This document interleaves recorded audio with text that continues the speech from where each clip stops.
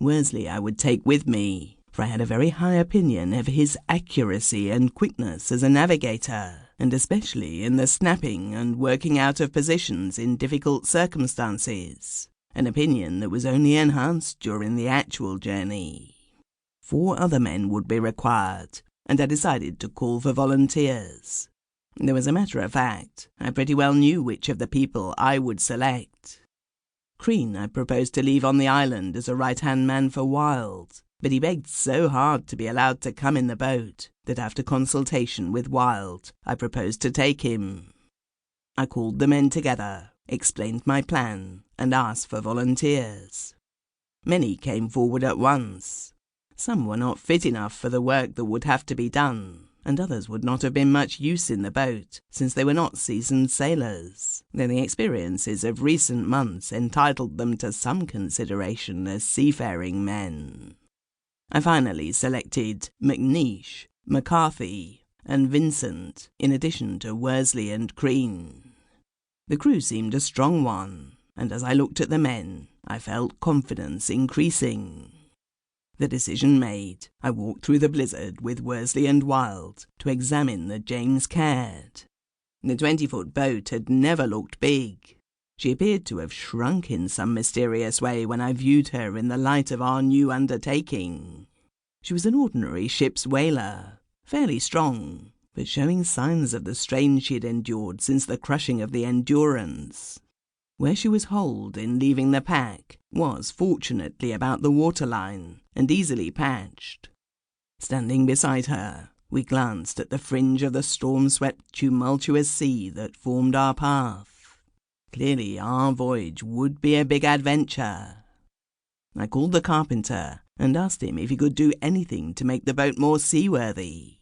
He first inquired if he was to go with me, and seemed quite pleased when I said yes. He was over 50 years of age, and not altogether fit, but he had a good knowledge of sailing boats and was very quick.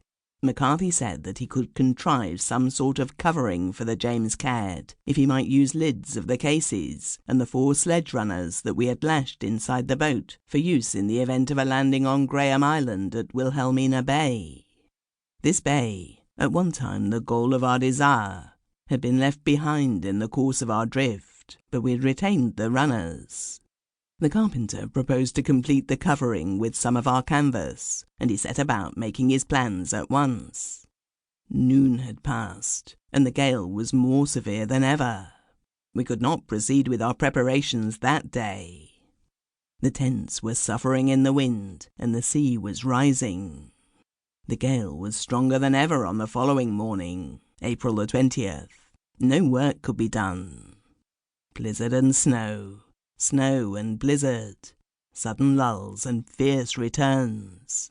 During the lulls we could see on the far horizon to the northeast bergs of all shapes and sizes drifting along before the gale, and the sinister appearance of the swift-moving masses made us thankful indeed that instead of battling with the storm amid the ice, we were required only to face the drift from the glaciers and the inland heights. The gusts might throw us off our feet, but at least we felt on solid ground and not on rocking floes. There was a lull in the bad weather on April the 21st, and the carpenter started to collect material for the decking of the James Caird. He fitted the mast of the Stancombe Wills fore and aft, inside the James Caird, as a hogback, and thus strengthened the keel, with the object of preventing our boat hogging, that is, buckling in heavy seas.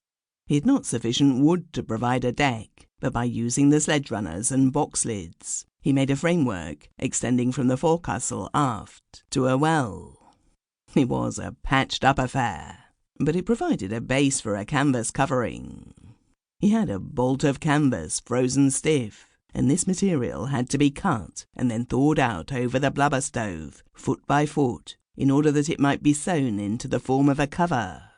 When it had been nailed and screwed into position, it certainly gave an appearance of safety to the boat, though I had an uneasy feeling that it bore a strong likeness to stage scenery, which may look like a granite wall, and is in fact nothing better than canvas and lath.